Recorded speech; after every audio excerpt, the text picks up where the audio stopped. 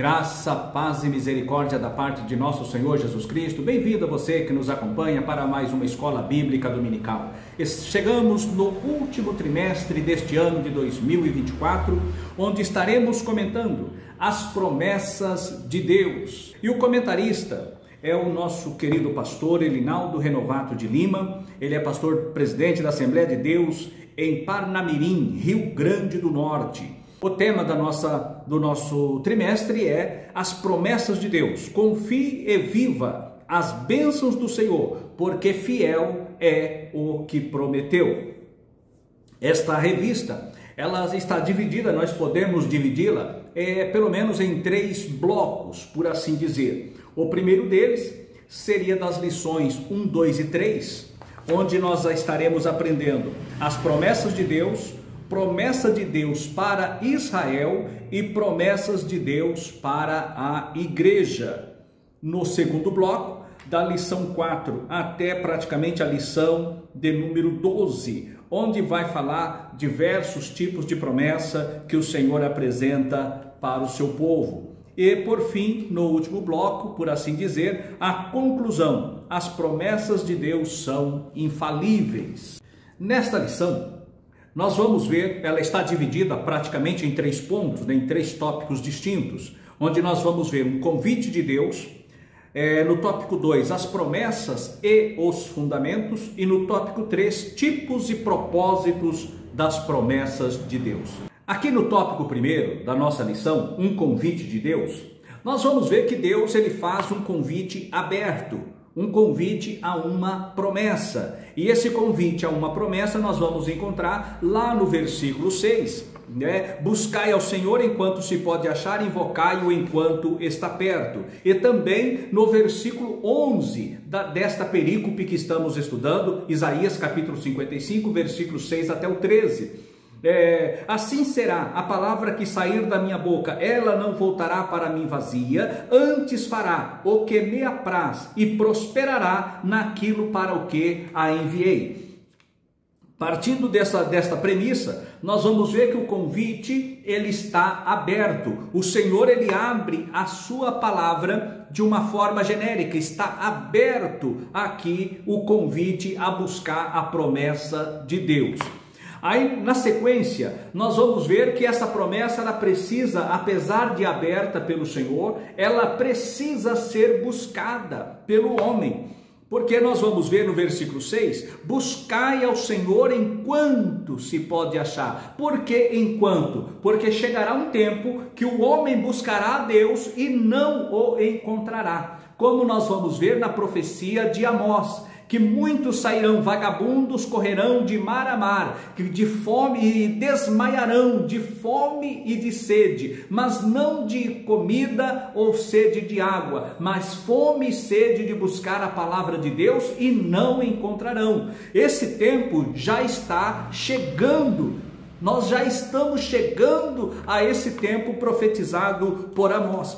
Por isso que nesta lição, nós temos aqui que é preciso buscar. No Sermão do Monte, no capítulo 7, segundo escreveu Mateus, nós vamos ver nos versículos 7 e 8, aquilo que eu costumo chamar o imperativo da vitória. Ali o Senhor Jesus, ele vai dizer assim: pedi e dar-se-vos-á, buscai e encontrareis, batei e abrir-se-vos-á. Por quê? Aquele que pede, recebe, o que busca, encontra, e ao que bate, abrir-se-lhe-á. Então, aqui, o que nós chamamos aqui a atenção é que esses verbos, bater, pedir, buscar, ele está na voz imperativa. O que é voz imperativa? É uma ordem, é uma palavra que está no sentido de comando. Então o Senhor Jesus, ele está falando aqui com uma palavra de comando.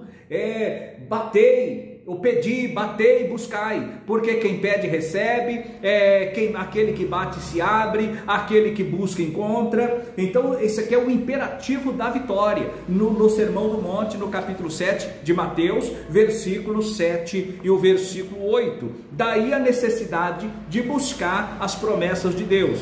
Mas também não é só Deus ele abre de forma genérica para o homem, que a palavra de Deus ela não volta vazia sem antes alcançar o propósito para o qual ela foi enviada. Nós também precisamos pedir, precisamos bater, precisamos buscar, mas é apenas isso? Não, existe ainda uma condicional.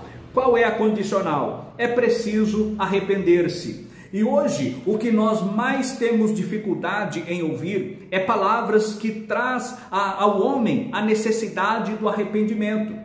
Nós vemos que que João Batista, quando ele começa a pregar, a anunciar a vinda do Messias e começa ali a batizar, a pregar sobre o arrependimento, em Mateus no capítulo 3, versículos de 2 a 12, vai falar ali a pregação de João Batista. E João Batista, o enfoque da sua mensagem é: arrependei-vos, arrependei-vos, arrependei-vos, arrependei-vos.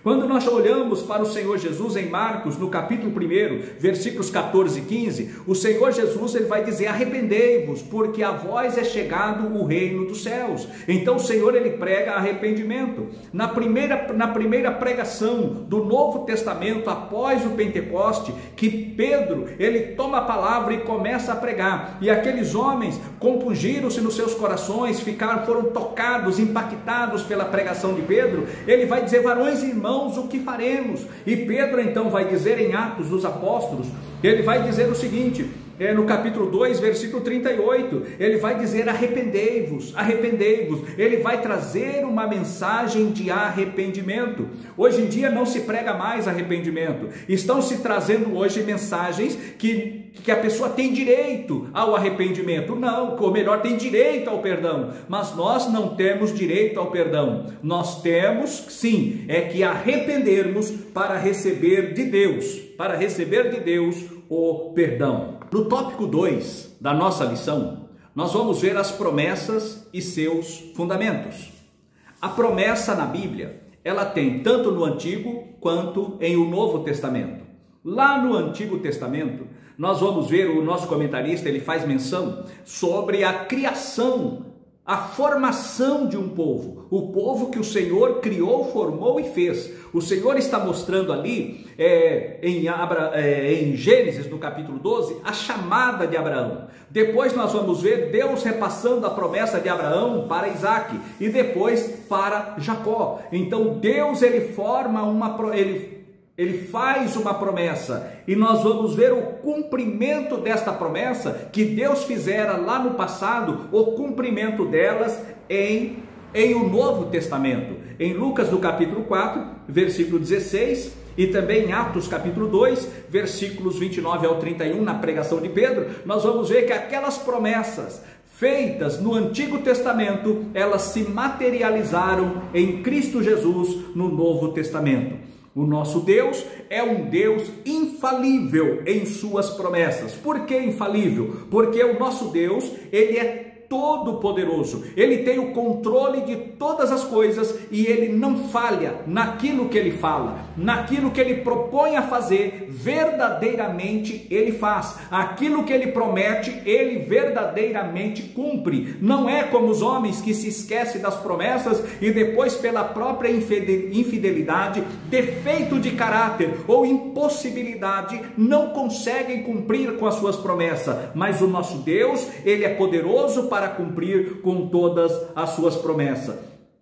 Vemos ainda que o nosso Deus, ele vela pelo cumprimento da sua palavra. Deus, ele vela pelo cumprimento da sua palavra. É o que nós vemos com o profeta Jeremias. Deus vai dizer a ele: olha, não diga mais que eu sou uma criança.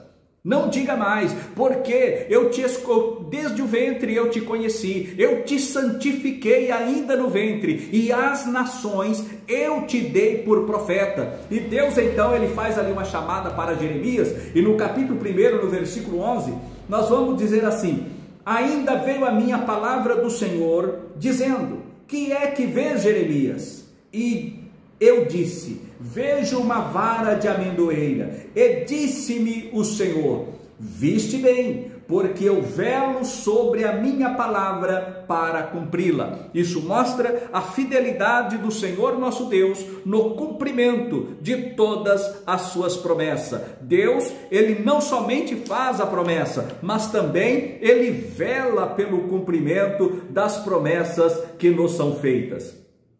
Aí nós chegamos aqui no tópico 3 da nossa lição, que vai dizer os tipos e propósitos das promessas de Deus. Porque Deus, ele promete, mas ele tem um tipo de promessa e tem também um propósito para com suas promessas. Por exemplo, nós vamos ver que existem promessas incondicionadas e promessas condicionadas. O que seria uma promessa incondicionada? A promessa incondicionada é aquela que não depende do homem para cumprir, mas única e exclusivamente de Deus. Deus fez uma promessa, por exemplo, nós vemos lá no jardim do Éden, quando o homem peca, Deus ali, quando ele tem aquele diálogo com Adão, ele fala: a mulher que tu me deste. Ele vai ter um diálogo com a mulher, ela vai dizer: a serpente me enganou. Aí o Senhor, ele começa então a conversar ali com a mulher e passar então uma sentença, tanto para a serpente quanto para a mulher, a condenação advinda daquele pecado da desobediência. E ali no capítulo 3, no versículo 15, Deus vai fazer uma referência: da semente da mulher nascerá um que te esmagarás a cabeça, apontando para Satanás, apontando para a serpente, que ela teria a cabeça esmagada por aquele que nascesse da mulher, da semente da mulher. E o interessante que esta promessa é uma promessa incondicionada. É uma promessa incondicionada. Deus, ele assumiu o compromisso de trazer ali alguém que pudesse ferir a cabeça do diabo. E esse alguém seria o quê? Estava encoberta, mas com o passar do tempo, o desenvolver da história, nós vamos ver que Deus começa a dar sinais de como ele cumpriria esta promessa. Ele fala então com Abraão, escolhe Abraão e Abraão faz de Abraão uma grande nação. Vem Abraão, Isaque e Jacó e forma ali uma nação. Ele escolhe um povo e deste povo o Senhor escolhe um homem, escolhe uma tribo, a tribo de Judá, e dessa tribo de Judá, Deus escolhe uma casa, a casa de Davi. Deus escolhe a Davi, e de Davi vem então o Messias. Aí nós chegamos no Evangelho, segundo escreveu João, nós vamos ver: e o verbo se fez carne e habitou entre nós. O que é o verbo? No princípio era o verbo estava com Deus e o verbo era Deus. Todas as coisas foram feitas por ele e sem ele nada do que foi feito se fez. O Deus lá do princípio agora toma a forma de homem, e por tomar a forma de homem, ele assume a forma de filho. Deus Pai, Deus Filho e Deus Espírito Santo. E agora o nosso Deus, o Deus lá do princípio, ele é gerado por obra e graça do Espírito Santo no ventre de Maria, e ele então toma a forma humana. E ali é uma promessa que Deus fez, uma promessa incondicionada. Qual seria a promessa? Que a semente da mulher esmagaria a cabeça da serpente. O que era esmagar a cabeça da serpente? Era aquele que venceria o pecado, que não pecaria. Porque o homem infringiu a lei do pecado e da morte. Aí, quando Deus prepara o seu povo, que escolhe a Israel, Deus dá a sua lei para o povo de Israel, a lei de Deus. O mandamento é santo, é bom e justo, como disse Paulo lá no capítulo 7 da carta aos Romanos. O mandamento é bom, o mandamento é santo, o mandamento é justo. Então, para que serviu a lei? A lei serviu para mostrar um abismo entre o homem e Deus, para mostrar que o homem, na condição de pecado, ele jamais chegará na presença de Deus. Então a lei veio para intensificar, para mostrar a fragilidade do homem, para mostrar a incapacidade do homem em chegar a Deus. E agora veio o Senhor Jesus para cumprir esta lei que era impossível do homem cumpri-la. Os 613 mandamentos, tanto positivos quanto negativos, o Senhor Jesus cumpriu todos. Tanto é que ele diz: eu não vim revogar a lei, mas vim cumpri-la. Não vim abrogar a lei. O que é abrogar? Quando falamos em abrogar, nós temos que pensar juridicamente. Na questão jurídica, a revogação é um princípio. É um princípio. E dentro desse princípio existem duas condições. Ela pode ser total ou pode ser parcial. Abrogar é quando ela é revogada totalmente uma lei. E derrogada é quando a lei é parcialmente revogada. Agora, o que foi que Jesus fez? Ele abrogou ou derrogou? Ele veio, porque até então nós tínhamos a lei do pecado e da morte, veio a lei de Deus para mostrar o abismo que separa o homem de Deus, e veio Jesus com a lei do Espírito e da vida, e nesta lei do Espírito e da vida veio então a graça, e através da graça, Deus ele puxa o homem daquela situação de impossibilidade de ser salvo, para então ele ser salvo em Cristo Jesus. Aqui nós vemos esta grandeza de Deus através das suas promessas. Foi uma promessa de Deus. Lá em Isaías, no capítulo 7, ele vai falar que a virgem conceberá e dará à luz um filho. Ele vai falar no capítulo 14, e assim Deus vem renovando as suas promessas. Depois em Miqueias vai dizer a cidade onde ele vai nascer, que é de Belém de Judá. E assim nós vamos ver a promessa de Deus, ela tomando forma no passar do tempo, até que o Senhor Jesus Cristo vem, e lá na cruz do Calvário, ele vence o pecado, ali na cruz do Calvário, ele vence a morte, na cruz do Calvário, ele vence Satanás. Satanás perdeu a batalha na cruz do Calvário. O Senhor Jesus, ele desce às partes mais baixas da terra, e aqueles que morreram na promessa, o Senhor torna a trazê-los à vida. Então, o propósito, nós temos a promessa condicionada e temos a promessa incondicionada. A incondicionada é a vinda do Messias. A condicionada é o homem arrepender-se, é o homem submeter-se ao querer e à vontade de Deus para desfrutar das bênçãos de Deus advinda por aquele que venceu o pecado, a morte e o diabo. Porque nós não podemos vencer, mas nós temos a promessa de vitória em Cristo Jesus. E para isso nós precisamos, a condição é aceitar a Cristo, reconhecer que Ele é o Senhor e arrepender-se dos pecados e levar uma vida de santificação, como diz a lei do Senhor, que o Senhor deu a Moisés.